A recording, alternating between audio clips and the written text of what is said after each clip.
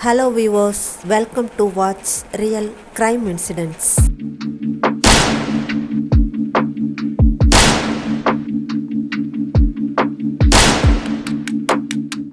நம்மள பல பேருக்கு கிரைம் ஸ்டோரிஸ், இன்வெஸ்டிகேஷன் ஸ்டோரிஸ்லாம் கேட்கறதுக்கு ரொம்பவே இன்ட்ரெஸ்ட் இருக்கும். இது இங்க மட்டும் இல்ல, உலகம் பூரா இந்த மாதிரி கதைகளை ஆர்வமா கேட்கறவங்க அதிகமா இருக்காங்க. அதனாலதான் இந்த மாதிரியான கிரைம் மூவிஸ்லாம் சக்சஸ் ஆகுது. சரி, இப்போ கண்டென்ட்டுக்கு வருவோம். ஒருத்தரோட மரணம் இயற்கையா நிகழலன்ற சந்தேகம் ஏற்பட்டா அவங்க தற்கொலை பண்ணிக்கிட்டாங்களா இல்ல கொலை செய்யப்பட்டிருக்காங்களான்னு போலீஸ் விசாரணை நடத்தி அதை ஆதாரத்தோட நீதிமன்றத்துல நிரூபிச்சதும் நீதிபதிகள் அதற்கான தண்டனையை வழங்குவாங்க. இந்த மாதிரி திட்டமிட்டோ இல்ல எமோஷனல்ல நடந்த கொலைகளை பத்தியோ போலீஸ் எந்தெந்த கோணங்கள்ல எப்படி விசாரிக்கிறாங்க, கொலை நடந்த இடத்துல கிடைச்ச தடயங்களை வச்சு எப்படி குற்றவாளியை கண்டுபிடிக்கிறாங்கன்றத பத்தியும், இந்த மாதிரி கொலை குற்றங்களுக்கு நீதிமன்றங்கள் எப்படிப்பட்ட தண்டனைகளை கொடுக்கறாங்கன்றத பத்தியும் தான் இந்த வீடியோல நாம பார்க்க போறோம். இந்த கதையில ஒரு கொலையை பண்ணிட்டு அதை மறைக்கிறதுக்கு பாபநாசம் படத்துல எப்படி பல டெக்னிக்கை யூஸ் பண்ணாங்களோ அது மாதிரி இங்க இருந்து வெளிநாட்டுக்கு போய் கொலை பண்ணதை மொபைல் டிராக்கிங்கையும் சிசிடிவி ஃபுட்டேஜையும் வச்சு எப்படி கண்டுபிடிக்கிறாங்கன்றத பல ட்விஸ்டுகளோட பார்க்க போறோம். இந்த மாதிரி கிரைம் ஸ்டோரிஸை பார்க்க ஆர்வம் உள்ளவங்க நம்ம வாங்க சட்டம் பேசலாம் சேனல்ல ப்ரூஃபோட பார்த்து தெரிஞ்சுக்கோங்க. பீகார்ல இருக்கிற கயா டிஸ்ட்ரிக்டை சேர்ந்த ஆர்மி மேன் மணிஷ் சின்ஹாவுக்கும் உத்தரப்பிரதேச மாநிலம் கோரக்பூரை சேர்ந்த ராஜேஸ்வரி ஸ்ரீ வர்ஷவா அலைஸ் ராக்கின்ற பொண்ணும் காதலிக்கிறாங்க. இவங்க ரெண்டு பேரும் திருமணம் செஞ்சுக்க முடிவு பண்றப்ப ரெண்டு பேரோட வீட்லயுமே கடும் எதிர்ப்பு கிளம்புது. இதனால ரெண்டு பேருமே வீட்டை விட்டு வந்து 2018 பிப்ரவரியில திருமணம் பண்ணிக்கிறாங்க. கொஞ்ச நாள் கழிச்சு மணிஷோட வீட்டுல மட்டும் இவங்களை ஏத்துக்கிறாங்க. இந்த நிலையில ஒரு சில மாதங்கள் கழிச்சு ரெண்டு பேரும் ஹனிமூன் போகலாம்னு முடிவு பண்றாங்க. அவங்க போட்ட பிளான் படி 2018 ஜூன் 1ஆம் தேதி ரெண்டு பேரும் நேபாளுக்கு போய் அங்க இருக்கிற பைரவான்ற ஊர்ல ஒரு ஹோட்டல்ல ரூம் எடுத்து தங்குறாங்க. 2 நாள் நேபாளை நல்லா சுத்தி பார்க்கறாங்க. திட்டமிட்டபடி ஜூன் 3ஆம் தேதி காலையில அவங்க கிளம்ப வேண்டிய டைம் வந்ததும் இந்தியாவுக்கு கிளம்பலான்னு சொல்றாரு மணிஷ். ஆனா நேபாள் தனக்கு ரொம்ப பிடிச்சிருக்கிறதாவும் இன்னும் 2 நாள் தங்கி ஊரை சுத்தி பார்க்க ஆசைப்படுறதாவும் சொல்றாங்க ராக்கி. ஜூன் 3ஆம் தேதி ரிட்டர்ன் போனாதான் கமிட் பண்ண மற்ற வேலைகளை முடிச்சுட்டு திரும்ப ஆர்மிக்கு போக முடியும்னு, இதுக்கு மேல லீவ் கிடைக்காதுன்னு மணி சொன்னாலும் கடைசியில பிடிவாதம் பிடிக்கிற மனைவியோட விருப்பத்தை மீற முடியாம ராக்கி இன்னும் 2-3 நாள் நேபாளிலேயே தங்கி அவங்களுக்கு பிடிச்ச இடங்களை சுத்தி பார்த்துட்டு வர சம்மதிக்கிறாரு மணிஷ். எப்படி தெரியாத ஊர்ல மனைவிய இப்படி தனியா விட்டுட்டு வர்றாருன்னு நமக்கெல்லாம் பெரிய ஆச்சரியமா இருக்கலாம். ஆனா மனைவியோட விருப்பம் தான் எல்லாத்தையும் விட பெருசுன்னு மணிஷ் நினைச்சிருக்கிறாரு. ஜூன் 3ஆம் தேதி ஏற்கனவே புக் பண்ணி இருந்த பிளைட்லயே இந்தியா வந்துடுறாரு மணிஷ். அன்னைக்கு ஈவினிங் மனைவி கிட்ட போன் பண்ணி பேசுறாரு. அப்போ நேபாளத்துல உள்ள முக்கியமான இடங்களை பார்த்துட்டு ரூமுக்கு சேஃபா வந்துட்டதாவும் 2 நாள்ல இந்தியா வந்துடுறதாவும் ராக்கி சொல்றாங்க. மறுநாள் மனைவி கிட்ட பேசினப்போ முதல் நாள் சொன்னது போலவே ரொம்ப சந்தோஷத்தோட பேசுறாங்க. அடுத்த நாள் 5ஆம் தேதி காலையில பேசுறாரு. அப்பவும் வழக்கம் போல நல்லா தான் பேசுறாங்க. ஆனா அன்னைக்கு நைட் ராக்கிக்கு போன் பண்ணப்போ ஃபுல் ரிங் போகுது. ஆனா ராக்கி போனையே அட்டன் பண்ணல. ஒருவேளை ஊர் சுத்தி பார்த்துட்டு வந்துட்டு ராக்கி டயர்ட்ல தூங்கி இருப்பாங்கன்னு நினைச்சு தொந்தரவு பண்ணாம விட்டுறாரு மணிஷ். அதுக்கு அடுத்த நாள் காலையில, அதாவது ஜூன் 6ஆம் தேதி காலையில இருந்து தொடர்ந்து போன் பண்ணி பாக்குறாரு. ஆனா ராக்கி அப்பவும் போனையே எடுக்கல. இதே போல அதுக்கு அடுத்த நாளான 7ஆம் தேதியும் மணிஷோட எந்த கால்ஸையுமே ராக்கி அட்டன் பண்ணல. வாட்ஸ்அப்ல ஆக்டிவா இருக்கிற ராக்கி மத்த குரூப்ல இருக்கிறவங்களுக்கு மெசேஜ் அனுப்புறாங்க. ஆனா மணிஷோட மெசேஜுக்கு மட்டும் ரிப்ளையும் இல்ல. அவர் வாட்ஸ்அப் கால் பண்ணா கூட எடுக்கல. ஃபேஸ்புக், இன்ஸ்டான்னு மற்ற சோசியல் மீடியால ராக்கி ஆக்டிவா இருக்கிறது மணிஷுக்கு ஒரு வித குழப்பத்தை உண்டு பண்ணுது. 2-3 நாள் தொடர்ந்து இதே போல ராக்கி நடந்துகிட்டதும் இவருக்கு ரொம்ப குழப்பமாகி ராக்கிய நேர்ல பார்க்க நேபாளுக்கு கிளம்பி போறாரு. அங்க அவங்க 2 பேரும் தங்கியிருந்த ஹோட்டலுக்கு போய் பார்த்தப்போ அங்க ராக்கி இல்ல. அவர் ராக்கியை பத்தி ஹோட்டல் நிர்வாகத்துக்கிட்ட விசாரிச்சப்போ அவங்க என்ன சொன்னாங்கன்னா, நீங்க போன மறுநாளே அவங்க இங்க இருந்து ரூமை வெக்கேட் பண்ணிட்டு போயிட்டாங்க அப்படின்னு சொல்லியிருக்கிறாங்க. இதை கேட்டு அதிர்ச்சியான மணிஷ் நேபாள்ல எல்லா இடங்களையும் ராக்கியை தேடி பார்க்க.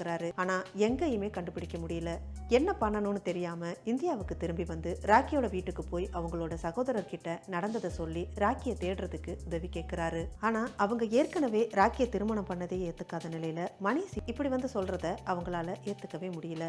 இவர் சொன்னதை கேட்டு கோபப்பட்ட ராக்கியோட சகோதரர், எங்களுக்கு பிடிக்காம எங்க பொண்ணை கூட்டிட்டு போய் காதல் திருமணம் பண்ணது இல்லாம ஹனிமூனுக்காக நேபாள கூட்டிட்டு போய் தொலைச்சிட்டு இப்ப அவளை காணோம்னு வேற வந்து சொல்ற, எங்களுக்கு உண்மையிலதான் சந்தேகமா இருக்குன்னு சொல்லி நேரா போலீஸுக்கு போலீஸுக்கு போய் எங்க பொண்ணை கண்டுபிடிச்சு தாங்கன்னு மணிஷ் மேலேயே கம்ப்ளைண்ட் பண்ணிடுறாரு. இந்த கம்ப்ளைண்ட்டை பதிவு பண்ண போலீஸ் மணிஷ் கிட்ட இருந்து விசாரணைய ஆரம்பிக்கிறாங்க. ஏற்கனவே மனைவியை தேடிக்கிட்டு இருக்கிற மணிஷுக்கு இது இன்னும் ரொம்ப மன உளைச்சலை உண்டு பண்ணுது.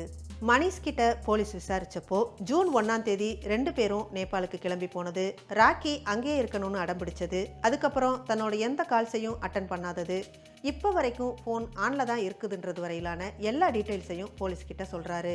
டீடைல்ஸை கலெக்ட் பண்ண போலீஸ் ராக்கியோட போனை ட்ரேஸ் பண்ணப்போ அவங்க லொகேஷன் இந்தியாவில் இருக்கிற கவுஹாத்தின்ற சிட்டில காட்டினதை பார்த்து ரொம்பவே குழம்பி போயிடுறாங்க. மணி சொன்ன ஸ்டேட்மெண்ட் படி ஜூன் 1ஆம் தேதியிலிருந்து ஒரு மாசம் அவர் எங்கெல்லாம் இருந்தாருன்ற டீடைல்ஸை செக் பண்ணும்போது எல்லாமே சரியா இருந்திருக்கு. அதாவது இந்தியால இருந்து நேபாள் போனது, மனைவியை நேபாள விட்டுட்டு இந்தியா வந்தது, திரும்ப நேபாளில் போய் மனைவியை தேடுனதுன்னு அவரோட கால் ரெக்கார்ட்ஸ், லொகேஷன் எல்லாமே ரொம்ப கிளியரா இருந்திருக்கு. அதனால போலீஸ் தன்னோட சந்தேகத்தை இப்போ வேற பக்கம் திருப்புறாங்க. ராக்கியோட ஃபேமிலி தான் இந்த கம்ப்ளைண்ட்டை கொடுத்தாங்க. சோ உத்தரப்பிரதேசத்துல இருக்கிற லோக்கல் போலீஸ் தான் இந்த கேஸை ஹேண்டில் பண்றாங்க. ஆனா இந்த கேஸ் வேற வேற கண்ட்ரீஸ்ல டைப் ஆகி இருக்கிறதுனால கேஸ் இப்போ ஊபில இருக்க ஸ்பெஷல் டாஸ்க் போர்ஸுக்கு மாற்றப்படுது. இப்போ ஜூன் 1ஆம் தேதியிலிருந்து நேபாள் போன ராக்கியோட போன் டீடைல்ஸ் எல்லாத்தையுமே ட்ராக் பண்ணி கலெக்ட் பண்ணணும். ஆனா இதுல இருக்கக்கூடிய பிரச்சனை என்னன்னா, பொதுவா நம்ம ஒரு கண்ட்ரில இருந்து இன்னொரு கண்ட்ரிக்கு போனா அந்த கண்ட்ரியோட டவர் தான் நம்ம போன்ல லிங்க் ஆகும். சோ ஜூன் 1ஆம் தேதி ராக்கி நேபாளுக்கு போனதுனால அவங்களோட செல்போன் டவர் நேபாள் கண்ட்ரியோட கனெக்ட் ஆகி இருந்திருக்கும். இப்போ ஜூன் 1ஆம் தேதியிலிருந்து ராக்கியோட செல்போன் லொகேஷனை ட்ராக் பண்ணணும்னா நேபாள் அரசு கிட்ட பெர்மிஷன் கேட்கணும். ஸோ அதுக்கு முன்னாடி ராக்கியோட செல்போன் கடைசியாக காட்டின கவுஹாத்தி டிஸ்ட்ரிக்ட்ல இருக்கிற ஃபோன் லொக்கேஷனை இப்போ செக் பண்ணுறாங்க. இப்போ அந்த ஃபோனை ட்ராக் பண்ண முயற்சி பண்ணும்போது அந்த லொக்கேஷன் கம்ப்ளீட்டாக கட் ஆகிருந்திருக்கு. ராக்கி நேபாளில் இருந்த வரைக்கும் இந்த ஃபோனில் எல்லா சோசியல் மீடியா பேஜஸ்லையும் ஆக்டிவாக இருந்திருக்கு. ஆனால் இந்த ஃபோன் டவர் எப்போ இந்தியாவோட லொக்கேஷனுக்கு சேஞ்ச் ஆனதோ அப்போ இருந்து சோஷியல் மீடியாவில் இல்லை எல்லா ஆக்டிவிட்டீஸுமே கட் ஆகியிருந்திருக்கு. ஸோ ராக்கி நேபாளில் தங்கியிருந்ததுக்கான எல்லா ஃபோன் ரெக்கார்ட்ஸையும் கலெக்ட் பண்ணால் மட்டும்தான் கேஸில் அடுத்த ஸ்டெப்பே மூவ் பண்ண முடியும். இந்த நேரத்தில் தான் இந்தியன் போலீஸுக்கு நேபாள் போலீஸுக்கிட்ட இருந்து ஒரு இன்ஃபர்மேஷன் பாஸ் ஆகுது.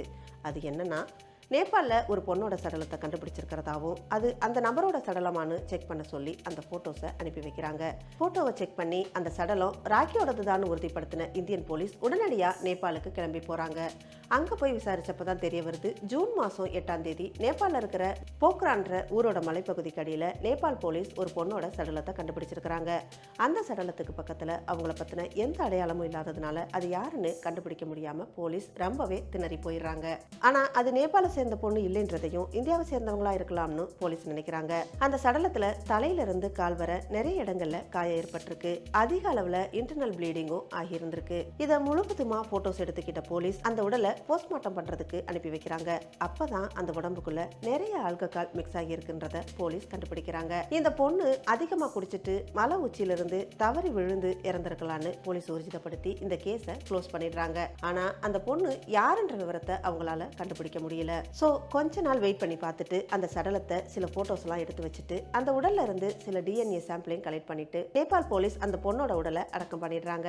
இந்த நேரத்துல தான் உத்தரப்பிரதேசத்தில் இருக்கிற போலீஸ் ஒரு பொண்ணை தேடிட்டு இருக்காங்கன்ற இன்ஃபர்மேஷன் நேபாள் போலீஸ்க்கு வருது. தகவல் கிடைச்சதும் ஒருவேளை உத்தரப்பிரதேச போலீஸ் தேடுற பொண்ணு தான் இந்த நேபாளில் இருந்து போன பொண்ணா இருக்குன்ற சந்தேகத்தின் பேர்ல அவங்களுக்கு இன்ஃபர்மேஷன் பாஸ் பண்றாங்க. அந்த போட்டோஸை பார்த்த உடனே உத்தரப்பிரதேச போலீஸ் சொல்லிட்டாங்க, சந்தேகமே இல்லை, இது நாங்க தேடிட்டு இருக்கிற அந்த பொண்ணோட போட்டோ தான் உறுதிப்படுத்தி நேபாளுக்கு வந்துட்டாங்க.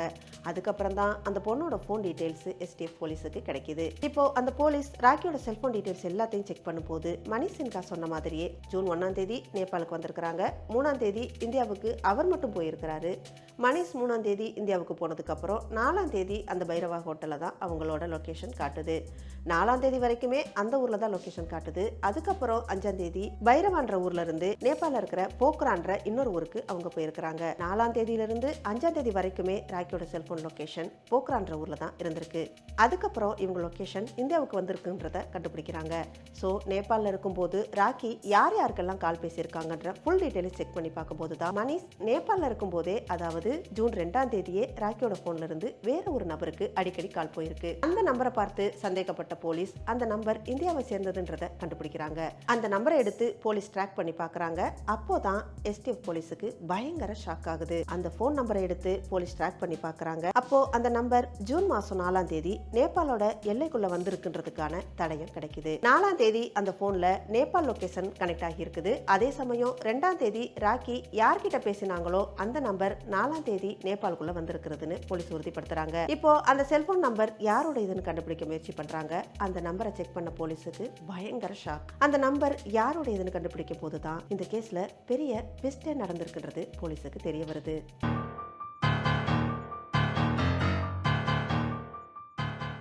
அந்த நம்பர் இந்தியாவை சேர்ந்த தர்மேந்திர பிரதாப் சிங் என்ற டாக்டரோட நம்பர்.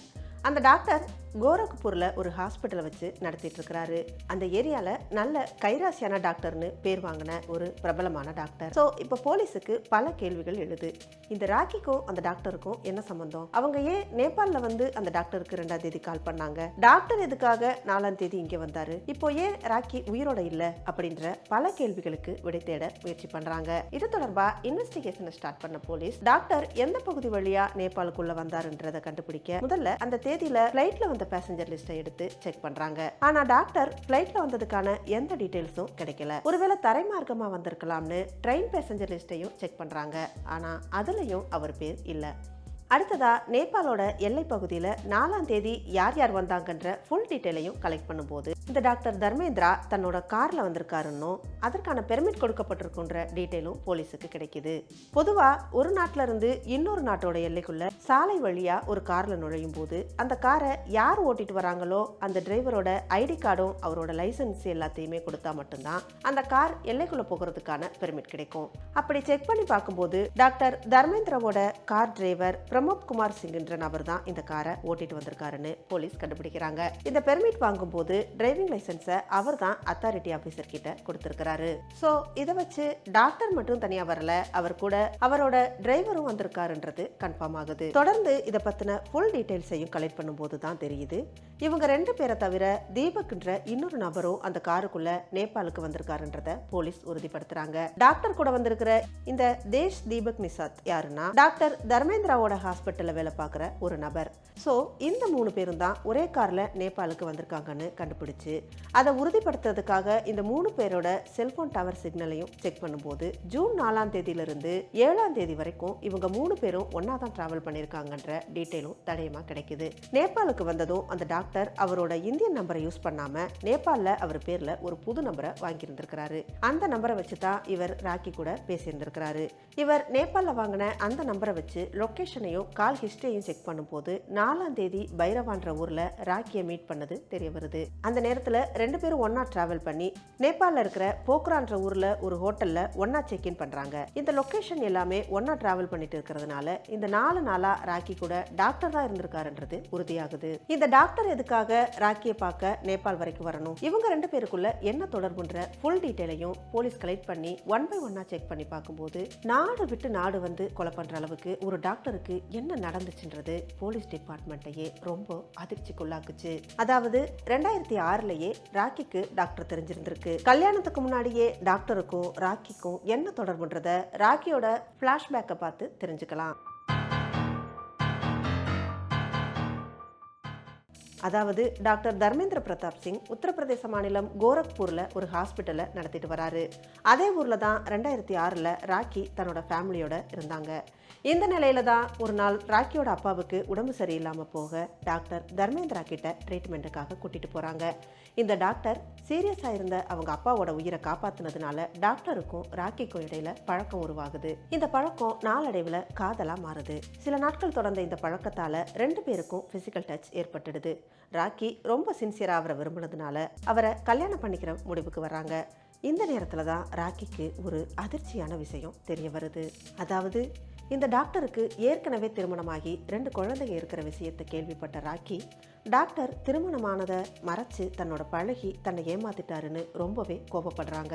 அதனால டாக்டரை விட்டு விலகிடலான்னு முடிவு பண்ணி அவர் கூட டிஸ்டன்ஸ் மெயின்டைன் பண்றாங்க. ஆனா டாக்டர் இந்த பொண்ணை விட்டுட்டு போக தயாரா இல்ல. சோ ராக்கி கிட்ட நான் உன்னை ரொம்ப அதிகமா நேசிக்கிறேன்னு சொல்லி சமாதானப்படுத்தி 2011ல் ராக்கிய யாருக்கும் தெரியாம திருமணம் பண்ணிக்கிறாரு. அதுக்கப்புறம் ராக்கிக்கு தனியா ஒரு வீடு வாங்கி கொடுத்து அங்க அவங்கள தங்க வச்சு வாழ்க்கை நடத்திட்டு வராரு. ஆனா இத பத்தின எந்த விஷயமும் அவரோட மனைவி உஷாவுக்கு தெரியாது. இப்படியே சில சில வருஷங்கள் போகும்போது ஒரு நாள் மனைவிக்கு இந்த விஷயம் தெரிய வரும்போது அது வீட்டுல மிகப்பெரிய பிரச்சனையா வெடிக்குது. டாக்டருக்கும் அவருடைய மனைவி உஷாவுக்கும் மிகப்பெரிய பிரச்சனையா இது உருவெடுக்குது. ஆனாலும் கூட அவர் என்ன டிசிஷன் எடுக்கிறதுன்றது தெரியாம ரொம்பவே குழம்பி போயிடுறாரு. முதல் மனைவியையும் அவர் விட்டு கொடுக்க தயாரா இல்ல, அதே சமயம் இரண்டாவது மனைவியையும் விட்டுட்டு வர அவரால் முடியல.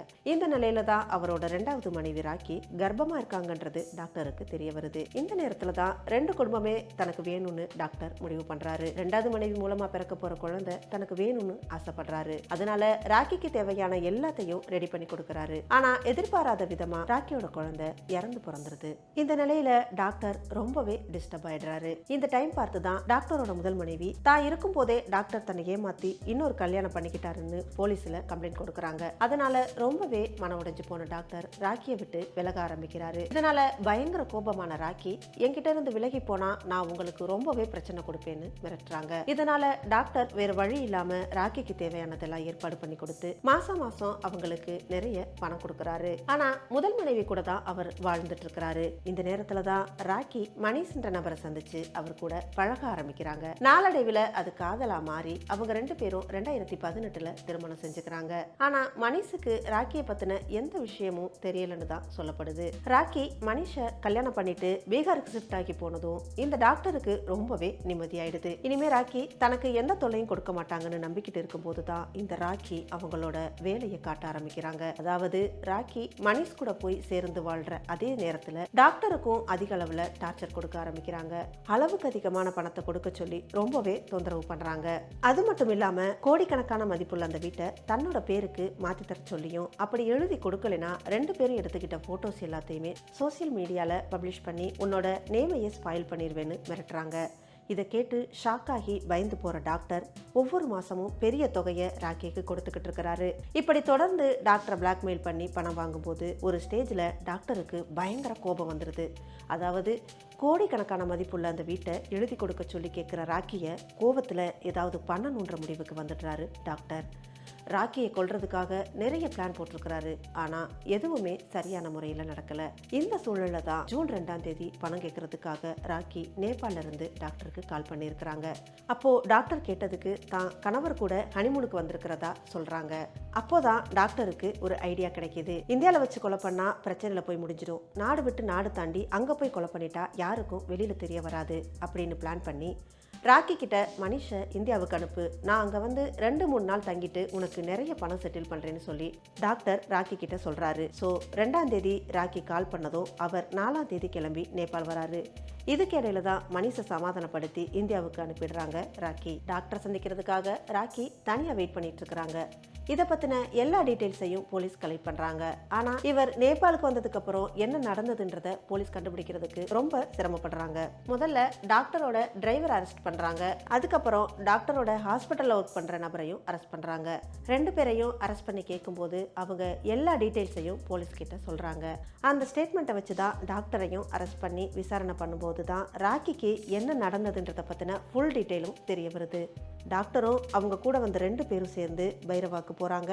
அங்கிருந்து ராக்கியை கூட்டிக்கிட்டு போக்ரான்ற ஊருக்கு போறாங்க. அங்க ஒரு 2-3 நாள் நேபாள சுத்தி பாக்குறாங்க. அதுக்கப்புறம் இந்த 3 பேரும் சேர்ந்து ராக்கிக்கு அவங்களோட சுயநினைவு இழந்து போற அளவுக்கு ட்ரிங்க்ஸை ஊத்தி கொடுத்து அதுக்கப்புறமா அதே போக்ரால இருக்கிற மலைப்பகுதிக்கு கூட்டிட்டு போய் 3 பேரும் அங்கிருந்து ராக்கியை கீழே தள்ளி விட்டுறாங்க. ஆனா இவங்களை தள்ளி விடுறதுக்கு முன்னாடி ராக்கி யாருன்ற அடையாளத்தை போலீஸ் கண்டுபிடிச்சிடக்கூடாதுன்றதுக்காக ராக்கியோட செல்போன் ஐடி எல்லாத்தையும் எடுத்துக்கிட்டு உடலை மட்டும் மலையில இருந்து தள்ளிவிட கீழே விழுந்து இறந்துடுறாங்க ராக்கி. இது நடந்தது 6ஆம் தேதி.